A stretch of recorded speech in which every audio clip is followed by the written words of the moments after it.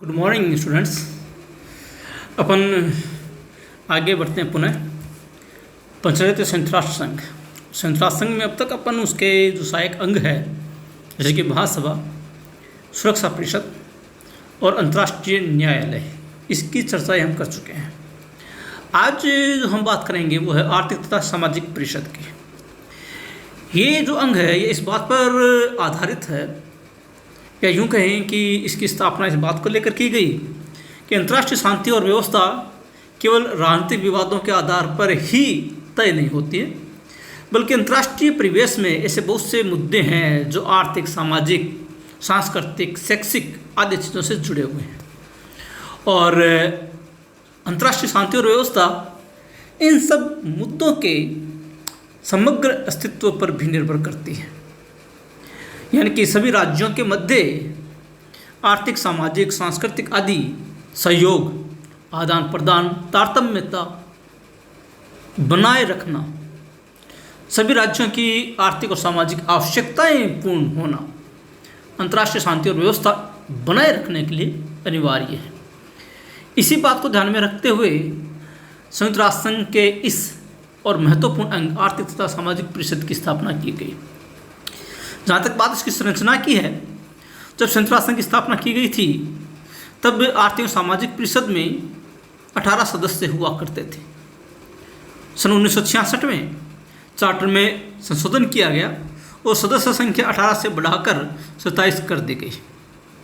फिर 1973 में एक बार पुनः संयुक्त राष्ट्र संघ के चार्टर के अनुच्छेद 61 में संशोधन किया गया और इसके सदस्यों की संख्या बढ़ाकर 54 कर दी गई है। ये जो संशोधन है 24 सितंबर 1973 को लागू हुआ, यानी कि हम ये कह सकते हैं कि 1973 के बाद से आर्थिक और सामाजिक परिषद के सदस्यों की संख्या 54 है। ये एक स्थायी संस्था है, लेकिन इसके सदस्य 1/3 सदस्य प्रतिवर्ष कार्यमुक्त होते रहते हैं। प्रत्येक सदस्य की जो अवधि है, कार्य अवधि 3 वर्ष होती है और कोई भी सदस्य दोबारा भी चुना जा सकता है, ऐसा कोई प्रतिबंध इस पर नहीं है। प्राय जो 5 स्थायी सदस्य हैं हर बार इसके सदस्य के रूप में निर्वाचित हो जाते हैं।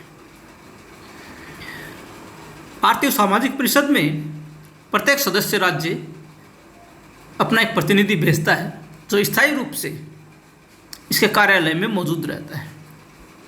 जहाँ तक बात मतदान की है, प्रत्येक सदस्य को एक मत देने का अधिकार होता है और इसका निर्णय उपस्थित एवं मतदान में भाग लेने वाले सदस्यों के साधारण बहुमत द्वारा किया जाता है।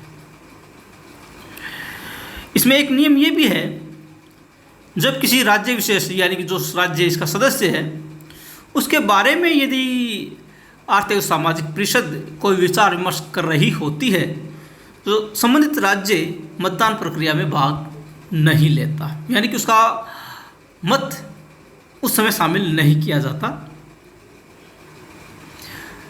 इसके सदस्य राज्य अपने में से एक व्यक्ति को, एक राज्य को 1 साल के लिए अपना सभापति चुनते हैं। जहाँ तक बात इसके सत्र की है,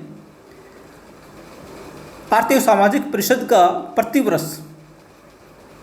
5 सप्ताह का एक महत्वपूर्ण सत्र बारी बारी से 2 अलग अलग जगह पर, 2 अलग अलग मुख्यालयों पर किया जाता है।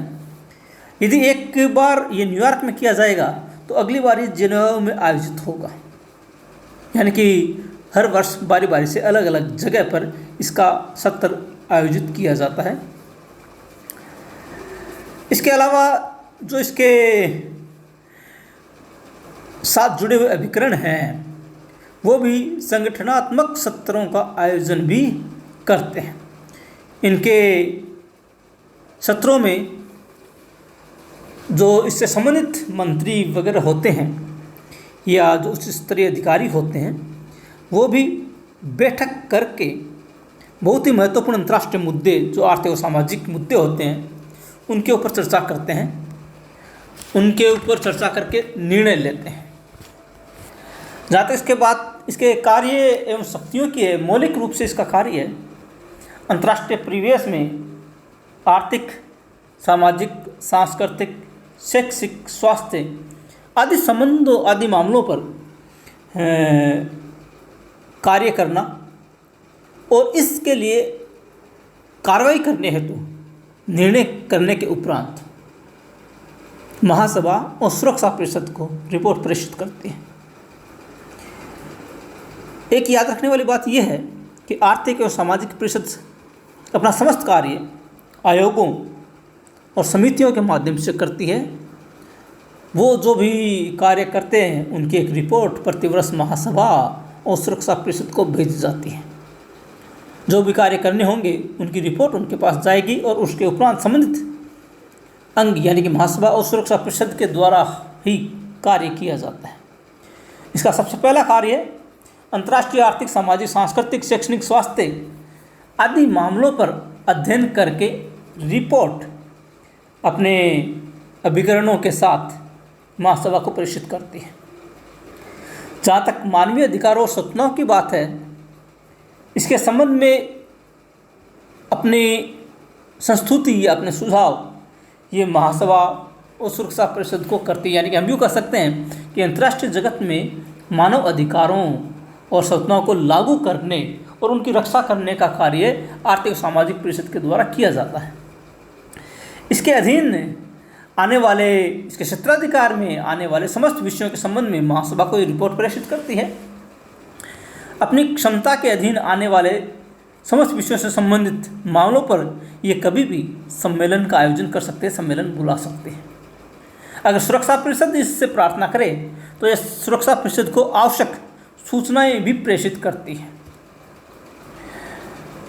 अगर महासभा आवश्यक समझे तो सुरक्षा आर्थिक और सामाजिक परिषद से किसी विषय पर ये कार्य करने के लिए भी कह सकती है। अगर महासभा ये आग्रह करे तब इसके पास जो विशिष्ट एजेंसियां हैं, विशेष अभिकरण हैं, उनके माध्यम से विश्व समुदाय में कहीं पर भी किसी भी राज्य में किसी भी प्रकार की गतिविधि जो मुख्य रूप से आर्थिक, सामाजिक, सांस्कृतिक, शैक्षिक, स्वास्थ्य आदि से जुड़ी हुई होती है, उनके लिए भी यह कार्य कर सकती है। इसके अलावा संयुक्त राष्ट्र संघ के चार्टर में जो भी कार्य सौंपे गए हैं वो महासभा के निवेदन पर इसके द्वारा किया जाता है। मौलिक रूप से जो आर्थिक सामाजिक परिषद है ये अपने कार्य आयोगों, समितियों के माध्यम से करती है। जो इसकी सहायक संस्थाएं हैं उनमें सबसे पहली संस्था है आयोग। संयुक्त राष्ट्र संघ के इस अंग यानी आर्थिक और सामाजिक परिषद के पास कुल 9 आयोग हैं जो अलग अलग कार्य के लिए बनाए गए हैं और वो अपने अधीन आने वाले विषयों के मामले में आर्थिक और सामाजिक परिषद को रिपोर्ट भेजती है। जो 9 क्रियात्मक आयोग हैं उनमें है सांख्यिकी आयोग, जनसंख्या और विकास आयोग, सामाजिक विकास आयोग, मानवाधिकार आयोग, महिलाओं की स्थिति संबंधी आयोग, मादक द्रव्य आयोग, अपराध नियंत्रण और अपराध न्याय आयोग, विकास के लिए विज्ञान एवं प्रौद्योगिकी आयोग और सतत विकास आयोग। इसके अलावा आर्थिक सामाजिक परिषद के पास 5 क्षेत्रीय आयोग भी है जो विशेष परिस्थिति में विशेष क्षेत्र के लिए बनाए गए थे। जैसे अफ्रीका के लिए आर्थिक आयोग, एशिया और प्रशांत क्षेत्र के लिए आर्थिक और सामाजिक आयोग, यूरोप के लिए आर्थिक आयोग, लैटिन अमेरिका और कैरिबियन के लिए आर्थिक आयोग और पश्चिम के लिए आर्थिक और सामाजिक आयोग। ये वो आयोग हैं जो क्षेत्र विशेष की समस्याओं को ध्यान में रखते हुए स्थापित किए गए, जो आज भी वहाँ पर रहकर कार्य कर रहे हैं। इसके 4 समितियाँ, जिसको तदर्थ समितियाँ कहा जाता है, जिनमें है कार्यक्रम और समन्वय समिति, मानव आवास आयोग, गैर सरकारी संगठन समिति और लेखा और रिपोर्टिंग के अंतर्राष्ट्रीय मानकों पर अंतरशासकीय विशेषज्ञ कार्य दल। ये वो समितियाँ हैं जो विशेष कार्य के लिए जुड़ी हुई है और इनके बारे में कार्य करके रिपोर्ट भेजना इसका मौलिक कार्य होता है। जहाँ तक विकास से संबंधित कार्य है तो विकास योजना भी बनी हुई है जो प्राकृतिक संसाधनों, नए और नवीकरणीय ऊर्जा के शोध और विकास के लिए आर्थिक, सामाजिक और सांस्कृतिक अधिकारों से संबंधित अनेक विशेषज्ञ संस्थाएं इसके पास है, जिसके माध्यम से विकासात्मक कार्य भी अंतर्राष्ट्रीय परिवेश में करती है।